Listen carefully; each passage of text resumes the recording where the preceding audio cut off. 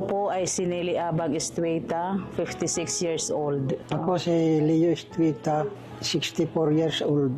Kami po ay taga-barangay Mambog, Pinabacda, Western Samar. Isa kaming benepisyaryo ng Pantawid Pamilyang Pilipino Program. Kami po ay may 7 anak. Sobrang hirap ang aming kalagayan noon kasi nga ay parehas kaming mahirap na nag-asawa. Nagmula kami sa mahirap na mga pamilya. Kaya sobrang hirap ang buhayin ng 7 anak, lalo na ang papag-aralin.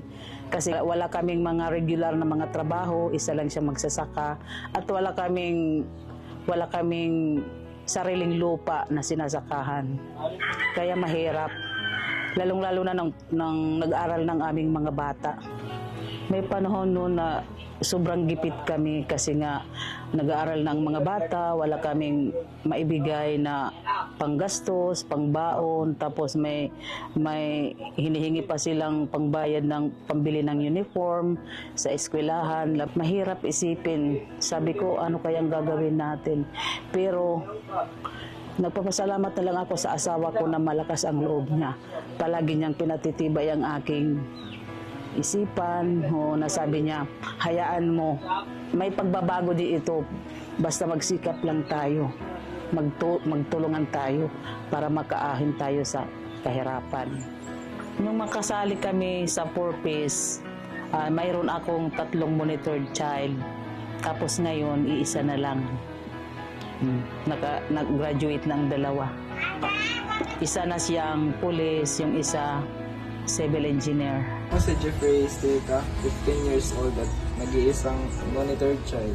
Ako po ay kasalukuyang nag-aaral sa Kintingihan na Senior Agricultural School bilang grade 11. Ako po si Nilmar Estueta, licensed civil engineer and 25 years old. Dati po akong monitor child ng purpose. Bago po kami makasali sa purpose is mahirap po talaga yung kalagayan namin kasi kahit yung mga basic na kailangan lang namin sa yung mga gamit namin sa school is parang mahirap ma-afford dahil hindi stable yung income ng parents ko. Dahil sa purpose na prioritize kami yung mga kasali ng purpose. So naisali ako sa scholarship ng TIS. Tapos doon na bawasan yung problema ng parents ko sa mga other expenses ko sa school. Dahil sa tulong ng purpose, naipagpatuloy na ang pag-aaral ng aming mga anak kasi iyon naman ang aming pangarap na makapagtapos sila. Kasi alam namin na kung makapagtapos na sila, doon na makakamit na namin ang tagumpay ng aming pamilya pagkatapos na silang lahat. Sa kabila ng lahat ng mga kahirapan, nakaahon din kami. Pinag-usapan na namin nung bago kami mag-asawa na dahil parehas kami galing sa mahirap na pamilya, sabi namin, pag nagkaanak na tayo, gusto namin hindi na nila maranasan ang kahirapan na dinaanan namin. Sa lahat ng mga tao na sa likod sa pagbuo ng programa para sa pamilya katulad ng programa ng purpose, ay maraming salamat po sa inyong lahat. Maraming salamat po sa bumubuo ng programang purpose.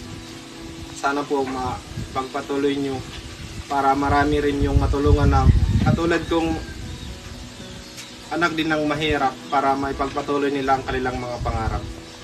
Dahil sa mga programang ginagawa ninyo, binibigyan nyo kami ng lakas at kakayahan manatiling buo at matatag.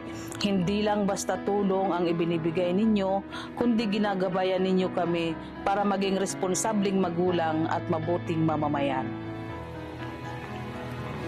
Naway ipagpatuloy ninyo po ang inyong magandang hangarin dahil marami pong pamilya ang naliligtas, napapaunlad at nagkakaroon ng magandang kinabukasan. Kami ay patunay na sa tulong at pagtutulungan, ang isang pamilya ay kayang bumangon at magtagumpay. Maraming salamat sa DSWD.